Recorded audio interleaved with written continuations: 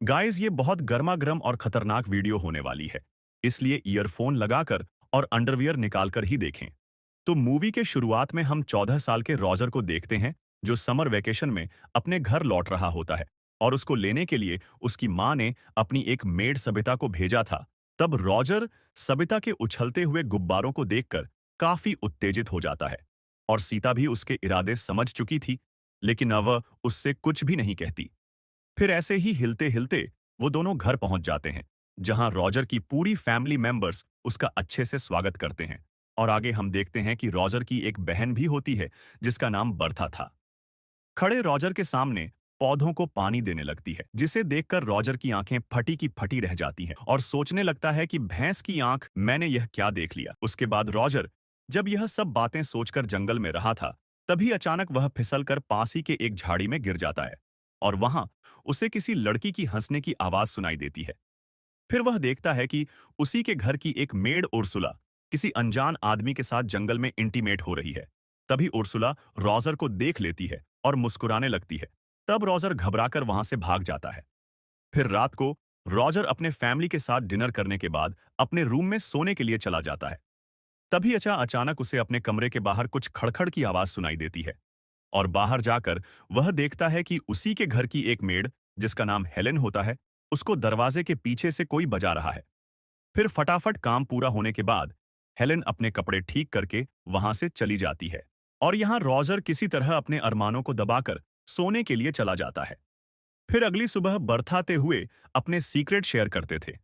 फिर वह दोनों एक दूसरे से बात कर ही रहे थे कि तभी घर के सभी मेड्स नदी के किनारे आ जाते हैं, जिससे दोनों भाई बहन एक पेड़ के पीछे छुप जाते हैं। फिर सभी मेड्स आपस में बात कर ही रहे थे कि तभी नदी की दूसरी तरफ से 3 आदमी गुजरने लगते हैं और यह तीनों रॉजर के ही घर के नौकर थे। फिर वह तीनों हल्के होने के साथ साथ नदी के उस पार बैठी मेड्स को अपने अपने औजार दिखाने लगते हैं। पर उर्सुला भी कुछ कम नहीं थी और वह भी जोश में आकर अपने गुब्बारे उन्हें दिखा देती है। और यह सब होता हुआ रॉजर भी एक पेड़ के पीछे छुपकर देख रहा होता है। फिर अगले दिन हम देखते हैं कि रॉजर की बड़ी बहन एलिसा अपने पिता के साथ घर आई होती है और घर के सभी फैमिली मेंबर्स अच्छे से उसका स्वागत करते हैं। फिर एलिसा सभी से गले मिलती है, लेकिन रॉजर से सिर्फ हाय हेलो कहकर अंदर चली जाती है। तब रॉजर अपने साथ में हुई इस भेदभाव के कारण काफी निराश हो जाता है और बथा को रॉजर की निराश समझ में आ जाती है और वह उसका मन बहलाने के लिए उसको एक चर्च में ले जाती है, जहां वह दोनों छत के ऊपर चढ़कर अपनी मानसी की बातें सुनने लग जाते हैं और उसकी मानसी मार्गरेट चर्च के पादरी के सामने अपने पाप कन्फेस कर रही होती है, जिसमें वह फादर को बताने लगती है कि मुझसे एक बहुत बड़ा पाप हो गया है। दरअसल मेरा नेफ्यू रॉजर अपने समर वेकेशन के छुट्टी पर यहाँ आया है और जब से मेरे नैन उसके नैनों से टकराए हैं, मैं तब से उसकी दीवानी हो गई हूँ और कई बार तो मैंने खुद को उसके साथ इंटीमेट होते हुए भी इमेजिन किया है। फिर यह सारी बातें छत के ऊपर छिपा रॉजर ध्यान से सुन रहा था, जिसे सुनकर वह काफी खुश हो जाता है और सोचने लगता है कि कोई तो है इस घर में जो मेरे बारे में भी सोचता है। और वह यह सोच ही रहा था कि तभी अचानक वह छत से नीचे गिर जाता है, जिससे उसका भांडा फूट जाता है। उसके बाद मार्गरेट और फादर रॉजर की माँ को उसके बारे में सब कुछ बता देते हैं, जिसे सुनकर रॉजर की माँ बहुत गुस्सा हो जाती है और वह अपने नौकर से झाड़ की मुट्ठी लाने के लिए कहती है। फिर वह झाड़ की मुट्ठी मार्गरेट को पकड़ाकर कहती है कि तुम उसके पिछवाड़े में 10 फटके लगाओ, यही उसकी सजा है। जिससे सुनकर मार्गरेट उस झाड़ की मुट्ठी से रॉजर के पिछवाड़े पर 10 जोरदार फटके लगाने लगती है। इसी दौरान एलिसा का मंगेतर रोलन वहां पर पहुंच जाता है और वह रॉजर को इस हालत में देखकर मन ही मन हंसने लगता है। और अब फटके खाने के बाद रॉजर का पिछवाड़ा लाल हो जाता है, इसीलिए वह रात को पेट के बल सोने लगता है। लेकिन तभी उसको फिर से बर्तनों की आवाज सुनाई देती है, इसीलिए वह देखने के लिए बाहर जाता है और इस बार भी वह देखता है कि हेलन को कोई पीछे से बजा रहा है। लेकिन हमें यह पता नहीं चलता कि वो मिस्टर इंडिया आखिर है कौन। पर इस बार रॉजर के साथ साथ फ्रैंक भी इस नज़ारे को एंजॉय कर रहे थे, इसीलिए इसके बारे में पता करने के लिए रॉजर फ्रैंक के कमरे में जाने लगता है, जहां फ्रैंक अपने पैंट में हाथ डालकर दूरबीन से छंद सितारों का मिलन देख रहे थे। तब रॉजर को अपने कमरे में देखकर फ्रैंक चौंक जाते हैं और अपने कमरे से चले जाते हैं। उनके जाने के बाद रॉजर भी दूरबीन से चांद सितारों का मिलन देखने लगता है और वह समझ जाता है कि फ्रैंक तो साला उससे भी ज्यादा ठरकी है। फिर उसको टेबल पर एक अश्लील कहानियों की एक किताब मिलती है, जिसको लेकर वह वहां से चला जाता है। जब वह अपने कमरे की तरफ जा रहा होता है, तभी उसे अपने पेरेंट्स के कमरे के बाहर कुछ आवाजें सुनाई देती हैं। इसीलिए वह की होल से अंदर झांकने की कोशिश करता है, लेकिन तभी रोलैंड उसको झांकते हुए पकड़ लेता है। तब रॉजर उससे रिक्वेस्ट करता है कि प्लीज मेरे पेरेंट्स को इसके बारे में कुछ मत कहना। तुम जैसा कहोगे मैं वैसा करूंगा। जिसे सुनकर रोले रॉजर से अपना गाड़ी साफ करवाने लगता है।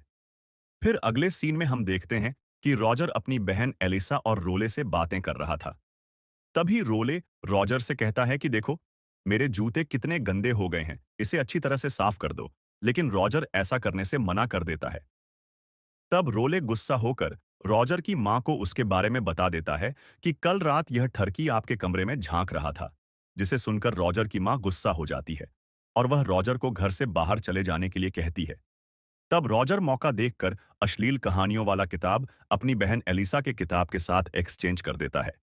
फिर वह बाहर छुपकर एलिसा को वह किताब पढ़ते हुए देखता है और एलिसा भी उस किताब को पढ़कर उसके मन में लड्डू फूटने लगते हैं।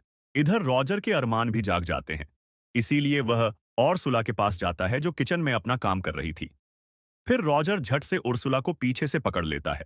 तब उर्सुला डर कर उसके सर पर एक प्लेट तोड़ देती है, जिससे रॉजर को दिन में ही तारे नजर आ जाते हैं। तब उर्सुला देखती है कि ये तो अपना रॉजर है और वो रॉजर के साथ इंटीमेट होने के लिए मान जाती है। लेकिन तभी दूसरी मेड वहां पर आ जाती है। इसीलिए रॉजर को वहां से भागना पड़ता है। उसके बाद हम देखते हैं कि एक पोस्टमैन वहां पर आता है और चिल्ला चिल्लाकर कहता है कि जंग छिड़ गई है, जंग छिड़ गई है। दरअसल जर्मनी ने फ्रांस के ऊपर जंग का ऐलान कर दिया है, जिसे सुनकर सभी लोग वहां पर इकट्ठा हो जाते हैं और अगले दिन गांव के सभी मर्दों को जंग लड़ने जाना था। इसलिए रॉजर की फैमिली रात को पार्टी करने लगते हैं और रॉजर को जब यह बात पता चलती है कि उसके घर के सभी मर्द जंग में जाने वाले हैं और घर के सभी औरतें अकेली रहेंगी, तो वह अंदर ही अंदर काफी खुश होने लगता है। फिर अगली सुबह सारे मर्द जंग के लिए रवाना हो जाते हैं। इसीलिए रॉजर सबसे पहले उर्सुला को अपने जाल में फंसा है। पर उर्सुला तो पहले से ही रॉजर को पसंद करती थी। इसीलिए वह रॉजर को ग्रीन सिग्नल दे देती है और वह दोनों वहीं पर इंटीमेट होने लगते हैं। फिर अगले दिन हम रॉजर की केट को देखते हैं, जो एक नदी के किनारे बैठी होती है। तभी अचानक रॉजर भी नदी से बाहर निकलता है और केट को अपने बातों में फंसाकर उसके साथ वही नदी के किनारे इंटीमेट होने लगता है। और अब रॉजर की हिम्मत बढ़ गई थी। वह अपने घर के सभी लड़कियों के साथ इंटीमेट होने का प्लान बनाता है। फिर रात को हम देखते हैं कि रॉजर की मानसी मार्गरेट सोने के लिए अपने कमरे में जाती है, लेकिन वह देखती है कि रॉजर पहले से ही उसके कमरे में बैठा हुआ है। तब रॉजर कहता है कि मुझे पता है आप विर्जिन हो, इसलिए मैं आपकी मदद करने के लिए आया हूं।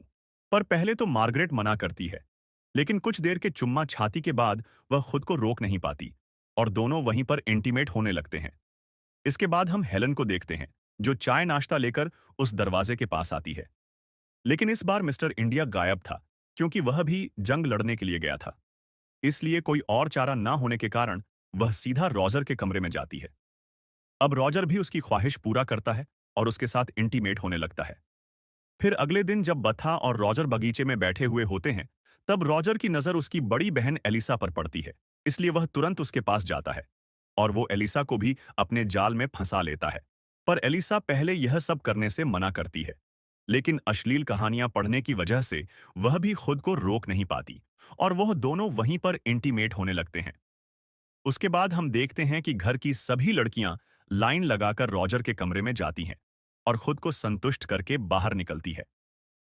फिर एक दिन खुले में एंजॉय करने के बाद एलिसा रॉजर से कहती है कि मैं प्रेग्नेंट हो गई हूं, जिसे सुनकर रॉजर की फटकर हाथ में आ जाती है। तभी वह दोनों देखते हैं कि रोलैंड प्लेन में बैठकर घर वापस आ गया है।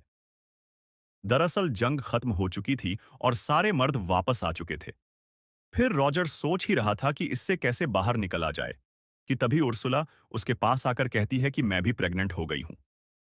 फिर कुछ देर बाद उसकी मानसी भी आकर कहती है कि मैं भी प्रेग्नेंट हो गई हूं।